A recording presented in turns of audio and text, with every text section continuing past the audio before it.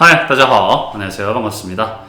자, 설 잘 보내셨나요? 네, 이 영상이 원래는 설 당일날 올라갔어야 됐었는데, 아무래도 좀 퀄리티가 좀 떨어지고, 또 100강이잖아요. 중요한 강의다 보니까 제가 다시 촬영을 하고, 다시 편집을 해서 올리려고 이렇게 좀 늦어졌습니다. 일단은 100강이고, 오늘 수업은 기존 뭐 어떤 중국에 관한 어휘라던가 이런 단어를 가르치는 것이 아니라 오늘은 좀 재밌는 중국의 위챗 문화에 대해서 한번 알려드리려고 합니다. 자, 일단 목요일이네요. 지난 목요일 우리가 배웠던 내용은 아끼다, 굉장히 좋아한다, 사람한테 썼을 때는 좋아한다, 그리고 애지중지한다 라는 표현이었습니다. 자, 이 단어는 중국어로 시한이었습니다. 시한. 그래서 아마 이 시한이라는 단어를 아시는 분들은 계실 거예요. 굉장히 아끼다. 근데 이 시한이 사람한테 썼을 때는 내가 이 사람을 굉장히 아끼다 플러스 내가 이 사람을 굉장히 좋아한다 라는 표현이라고 했었죠. 네, 그래서 이 좋아한다, 사람한테 썼을 때의 그 상황을 한번 예로 들어서 설명을 해드릴게요. 나는 너가 그를 좋아하는 것이 느껴져 라고 할 때 我能感觉到你特别稀罕他 이렇게 하면 된다 했습니다. 我能感觉到你特别稀罕他 이렇게 하면 됩니다. 그래서 시한이라는 단어는 크게 어렵지가 않아요. 그냥 아끼다, 좋아한다 이런 표현이 한국식에서도 한국어로도 굉장히 편하게 잘 사용을 하고 있기 때문에 적절히 한국어에서 맞는 상황에서 그냥 그대로 넣으시면 중국어로도 맞습니다.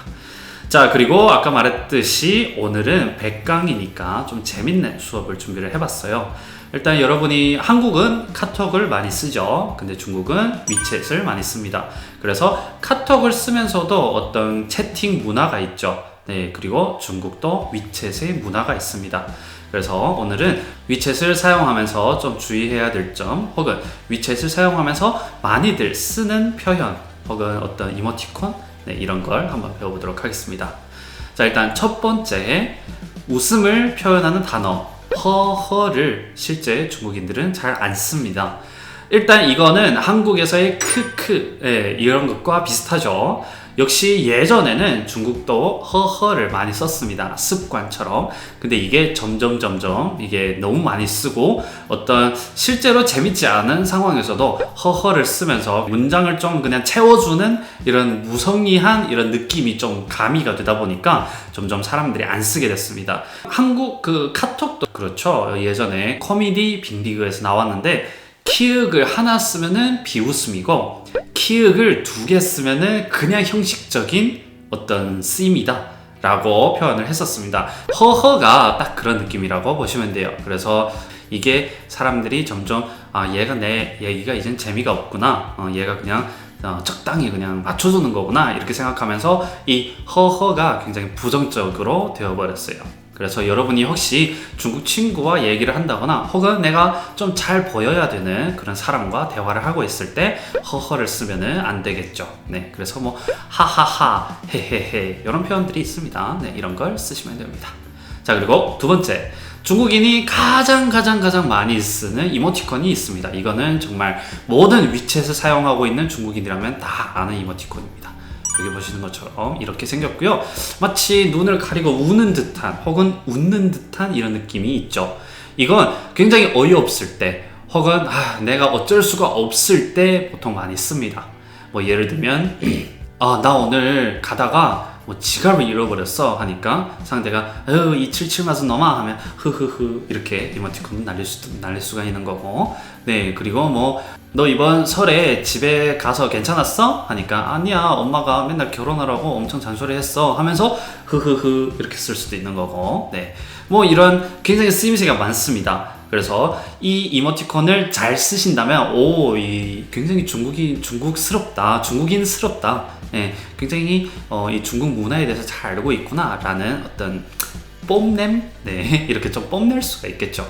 자, 그리고 세 번째로, 카톡은 상대가 글을 읽었으면은 일이 사라지죠. 네, 그리고 혹은 뭐 단톡방 같은 경우에는 그 단톡방에 있는 멤버들 수만큼 이렇게 하나씩 차감이 되죠.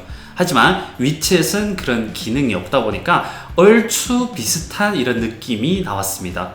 예를 들면 단톡방에서 내가 뭔가를 올렸어요. 근데 굳이 대답을 해줄 필요는 없어요. 그냥 공지 같은 거예요.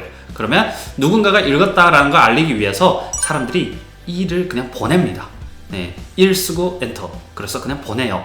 자, 제가 지금 엔터라고 표현을 했죠. 사실 우리가 휴대폰, 모바일로 할 때는 2를 치기가 그렇게 쉬운 건 아닙니다. 여기 제일 꼭대기 쪽에 있죠. 네, 노트북 같은 이런 키보드 자판으로 했을 때 여기 제일 꼭대기 쪽에 있어요. 그래서 1 쓰고 보내기 하기가 그렇게 뭐 편한 이런 손 위치가 아닙니다. 하지만 컴퓨터로 했을 때는 1이 굉장히 편하죠. 1 엔터. 여기 작은 키보드에서 1 땡 하면 되니까.